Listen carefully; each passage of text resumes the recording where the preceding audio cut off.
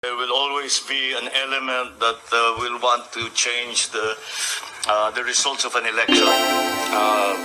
So, of course, pinabantayan namin ng mabuti because we don't want her to be impeached. We don't want her to. She does not deserve to be impeached. Stop it. Can do other things, but do not tinker with the structure of government. I will not countenance it. Elected yung tao.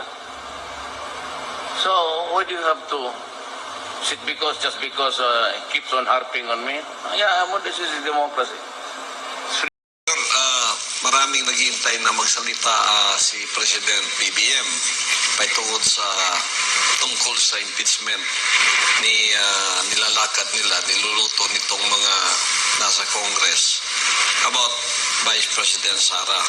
So isang panayam sa media. All has been said and done. Ayaw ko sanang sabihin publicly. For the reason that ang tinatamaan ang anak ko, that I would like to... Yan po ang naging introduction namin dito sa DIY KKB Informative para patungkol po ito sa nagsalita na ang ating Pangulong Ferdinand Bongbong Romualdez Marcos Jr. patungkol doon sa impeachment. Sabi nga niya, ayaw niyang ma-impeach itong, wala siyang binanggit na pangalan Basta ganon. So, sa unity team yun. Unity team sila siyempre. Diba? At napakaganda naman po at nagsalita na siya. Ito po ay naisingit ng isang newscaster di umano sa Hawaii. So, magaling din naman yung newscaster na may pasingit-singit siyang tanong. So, naobligan sumagot siyempre, di ba? So, di umano, dun sa Hawaii. At sumunod dito, kung makikita nyo yung clips, ito po yung sinambit ng ating butihing dating Pangulong Rodrigo Roa Duterte noong panahon ng presidente niya. Sinabi nga niya doon ay huwag niyo pa impeach si vice presidente ko. Matigas taga. Stop it! Sabi niya gano'n. Ito ipatungkol po ito kay dating vice presidente Leni Robredo. Kasi nga naman siyempre, talaga na ng taong bayan niya, naiboto na ng taong bayan, tapos pa i-impeach mo. So, talagang matigas na sinabi niya noon, nung panahon niya. Huwag niyong pa i-impeach yung vice presidente ko kahit na ako kanyang binabatikos. Nasa democracy country tayo So, siyempre, hindi na-impeach. Kasi humugong din yun nung araw, guys. Nung panahon ng ating butihing dating Pangulong Rodrigo Roa Duterte na may magpapa-impeach kay Vice Presidente Leni Robredo noon. Hindi siya pumayag nung mabalitaan niya talaga. Sinabi niya, hindi ako papayag yan. Binoto ng taong bayan yan. Yun po ang matigas na pananalita ng ating butihin dating Presidente Rodrigo Roa Duterte. So, panahon naman ngayon ay na-interview siya. So, yung comparison na yun, hindi na natin maikukumpara yun kasi talagang matigas tong ating dating Pangulong Rodrigo Roa Duterte. Kumpara nyo naman dito sa ating sitting president ngayon. Medyo, alam nyo na, para sigurong ayaw niyang makisali doon sa mga matitigas na usapan gano'n. Siyempre, so, makakatilong ko. So, yun guys. So, natunghay niyo yung aking paunang patunghay patungkol dito sa impeachment ng di umano ay ihahain ng Kongreso. So, pakinggan naman natin ang ating mga komento o mga masasabi ng ating dating Pangulong Rodrigo Roa Duterte. Kasama po niya dito ay si Pastor Apollo C. Kibuloy ng Kingdom of Jesus Christ sa Davao City. So, ito na po guys.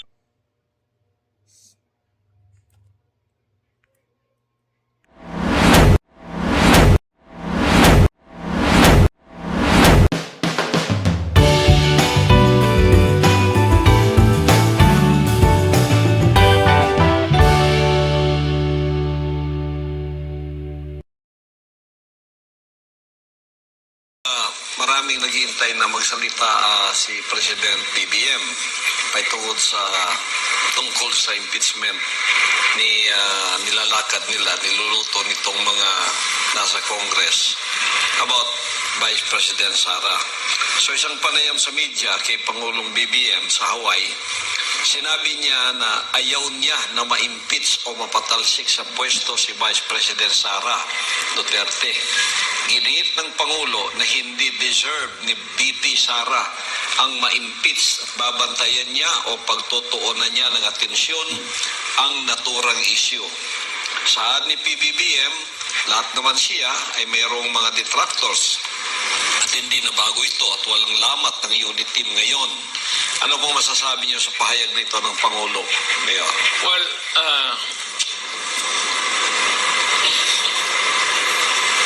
all has been said and done. Dito ang proposal, gano'n, nasabi na lahat. Ayaw ko sanang sabihin publicly. But for the reason that ang tinatamaan ang anak ko, that I would like to, or hindi kami nag-uusap ni Inday for the longest time. Wala kaming away. Just na, parang, wala. Walang imbitasyon, wala maring ano, wala. So, one time sa cemetery, kailan ba yung nakita-kita kami sa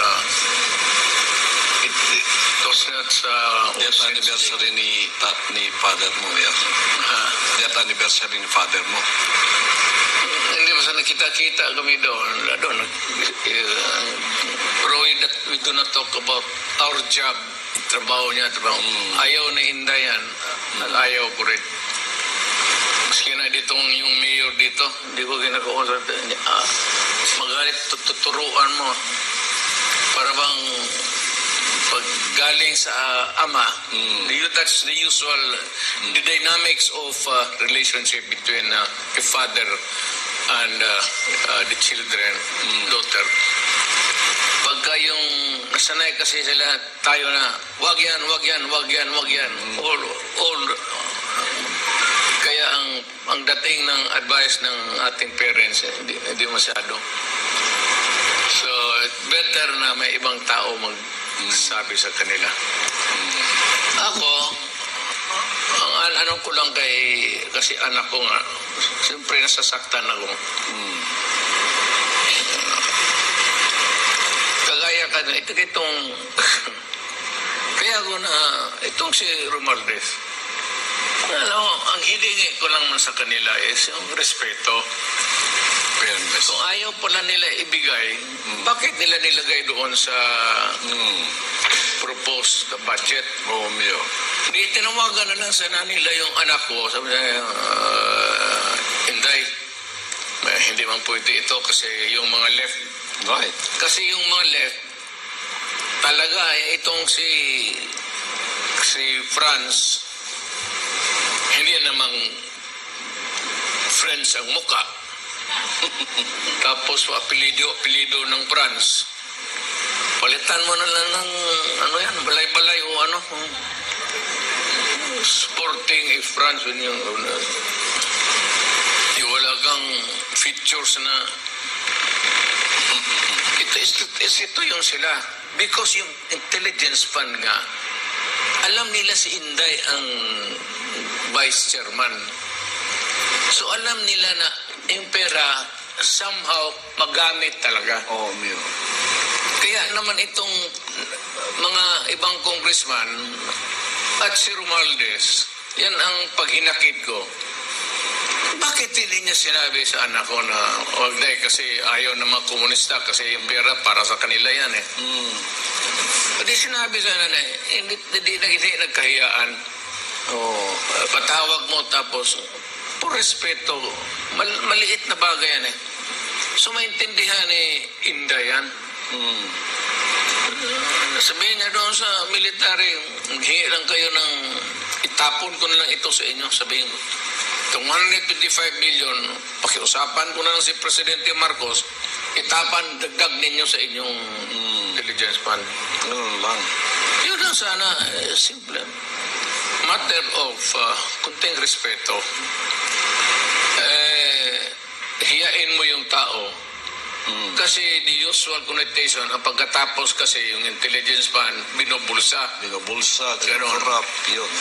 Pero si Inday, when she was mayor, she was, pati ako, billion. Million. Diba?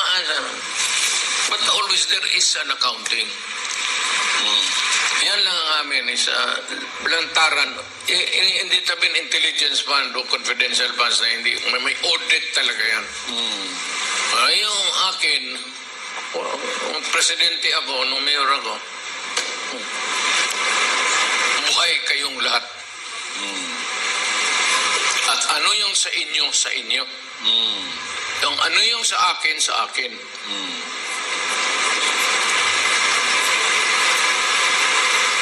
Yung akin, ang Malacanang. Wala akong ibang pastor, kaya ako namugre. Sabi ko nga sa iyo na ilan naman sweldo ng President Susu. Kaya Pastor Prangka, sabi ko nga kay Inday, bigay mo yan sa kanila. Mamamatay ka dyan sa trabaho. Unless kung hindi ka magtrabaho, hindi mo komento natin binabasa ng yung konti. pinipirmahan mo. Yung sinasabi ng ating butihing dating Presidente Rodrigo Roa Duterte, ito yung yung mga dating magkakaibigan. Dating, kumbaga, talagang solid na solid yung kanilang samahan nung araw. Hanggang sa nagkaroon ng alitan, di nating maintindihan. Kasi nagsimula yan dun sa pag-alis ng isang kaibigan ng ating butihing Vice Presidente Sara Duterte. Kung naalala niya yung kay Presidente rin siya, dating Presidente, na si Gloria Macapagal Arroyo. Tinanggal siya bilang isang Senior Deputy Speaker. Ganon. So, kasi nga nabalitaan ito ni Speaker Romualdez na magkakaroon ng karang kudeta na tatanggalin siya bilang speaker sa House. Parang ganon. So, ang nangyari, tinanggal niya itong si Sara. Si Gloria sa pagiging Senior Deputy Speaker. Senior Deputy Majority Leader, ganon. So, nung inalis siya, nagtampo tong isang kaibigan. Siyempre, si Romualdez tsaka si Sara Duterte, magkaibigan din yan, sa unity team Tsaka ito si Bongbong Marcos. So, ang ginawa niya, umalis siya dun sa partido ng unity team. So, doon nagsimula yun. And the history began. Yung nangyari dyan. Diyan nagsimula yan yung mga tampuhan nila dyan sa kanilang mga partido. So, ito naman, pinapaliwanag ng ating dating Pangulong Rodrigo Roa Duterte, yung kanyang, kumbaga, siyempre, ama siya Yung sama ng loob niya, kanya sinasabi na ama kahit sino namang ama, pagka inapi mo yung anak mo, magre-react ka. So, ito yung nangyayari ngayon. So, ituloy po natin. Medyo napaluha. Ako, abogado, mahiya naman ako magkamali. Talagang, Pastor, every night ganun yan, kakapal. On the average. Oh. Tapusin ko yan hanggang umaga, mga alas 7, alas 8, alas 9. Oh. Tapos, ligo na ako, matulog ako ng 3 oras. Gising ako, magkain ako ng lunch. Sakay ako ng bars kasi sa kabila man ako, sa Pasig. Punta ako Malacanang, trabaho na. Hanggang alas 8, alas 9, alas 10. Uwi ako, mayroon naman bago. Oo. Pirmahan na naman. Pero binabasa mo talaga. Pati yung sa military lang, yung promotion nila. Oo. Karami nila. Papel yan Karoon yung pastor. Tapos ang sweldo mo, 200,000 lang or something. Ilang ang promote. Alam mo kasi, i-promote mo ito si A. sunod buwan na promote na di bagong posisyon, bagong appointment. Ito naman yung sa baba, naging kapitan na, naging na major na, siya naman akyat. Lahat yan akyatan. Panibagong papel na naman yan. Sus Maria Josep. Kaya hindi lang ninyo alam ang mga military ang sakripisyo ko inyo. Sabi ko kay Inday, ibigay mo na si Jesus Maria Josep Presidente. Wala. Mag-isa ka sa kwarto. Wala mang ngumo doon sa Malacanang man lang yun. May swimming pool dyan. Heated. Ano yan, yung tinirang ko, yung parang matapos mag-golf course ang presidente, pagpunta siya para magbihis. Maliit lang yan. Ang kwarto maliit masyado. Basta, ganon, yan, dito. Ganun kalit kasi pang ano lang pang refresh lang. Clubhouse So, palabas kami clubhouse na doon medyo malaki. Yun ang buhay mo. Pagkatapos magpunta ka, pag tapos ka na perma, labas ka pahinga, tingin ka sa swimming pool.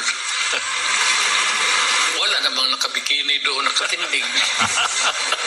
Ikaw lang isa. Kasi kung mayroon nagliligo doon, nakabikini, dive ako. Sus, magpaduding pa. Paski sino. Ano yun natin, guys, ha? Kaya kung hindi, Komenta natin ng konti. Yan ang tatak Rodrigo Roa Duterte. Yung sasama loob niya, magpapaliwanag siya, masama loob niya. So, siyempre, nadadala yung mga manonood. And then, para ma-neutralize yung galit ng manonood, bigla siya magpapatawa ngayon. Para nang sa ganun, yung galit natin na namumuo sa ating damdamin, ma-neutralize. Ito ang tatak Rodrigo Roa Duterte. Noon pa yan. Presidente pa siya, bago pa lang nga siya presidente noon. Ganyan na siya. So, nakakatuwa po na talagang neutral tong ating dating Pangulong Rodrigo Roa Duterte. Tuloy po natin. Naisingit ko lang po yan. Bilang ng gwardiya, sir, ayaw mo? Ako na lang. O, di sige. Alam mo ako, Pastor, tanungin mo yung PSG. Kasi nagsialisa naman sila napalitan so na bago ito. So, pag bagong presidente, labas talaga niya bago. So, nagka-assign yan sila ron. Tanungin mo yung mga gwardiya ng PSG. Ako lang mag-isa. Alam mo mga sundalo nang dumaan sa PSG, yung na-assign dyan sa bahay, nakapaikot. Yun ang kasama ko pag kumakain ako.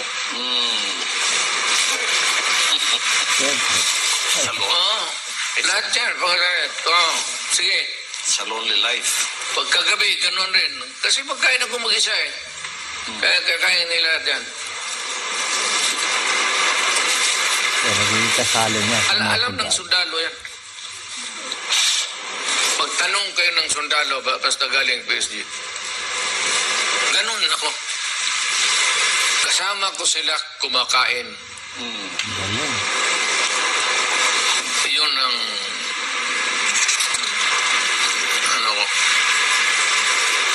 kasi pareho lang namin kami. Ako na presidente, sila sundalo. Pero pareho kami ang status sa buhay. Mahirap lang. Ngayon ko lang narinig yan. Yung statement lang yan. Mayor, another topic, inirekomenda ng DOJ Okay, guys. Ibang topic na kay naman. President BBM na alisin sa DFA. Okay, guys, ibang issue naman yan. So, ayun, natunghayan nyo na, guys. Napakagaling po. Napakagaling ng ating butihing dating presidente Rodrigo Roa Duterte. So, naipaliwanag naman yun ng maayos kung ano yung kanyang mga hinaing sa mga nangyayari ngayon. Pero okay lang sa kanya, di ba? So, nagsalita na ang ating sitting president na si Ferdinand Bongbong Romualdez Marcos Jr.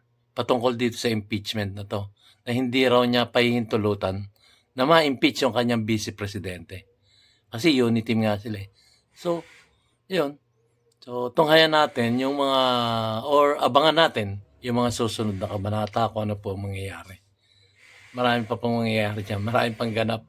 Kung itong si kanyang pinsan ni si Martin Romualdez ay susunod sa kanya. Sa kanyang panawagan na yun. Hindi natin alam. So, hanggang dito na lamang po guys. Maraming salamat po sa inyong panonood dito sa DIY KKB Informative. At ako'y nagpapasalamat sa aking mga viewers at ang aking mga subscriber. Maraming salamat po. Hanggang sa muli po nating pagkikita dito sa aking YouTube channel. See you on my next vlog guys.